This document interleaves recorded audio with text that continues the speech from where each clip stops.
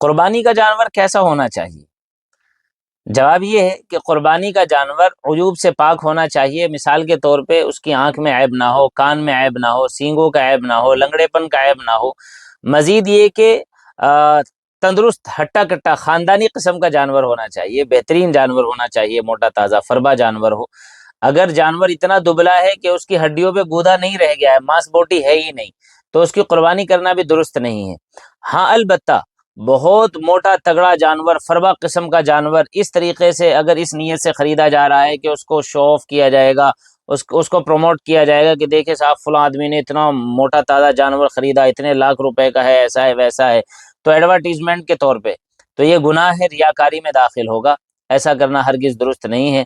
अलबत्ता अल्लाह की बारगाह में कुर्बानी का नजराना पेश करना है, तो कुर्बानी का जानवर अच्छा मोटा ताज़ा और तगड़ा और फरबा होना जो है अफजल है।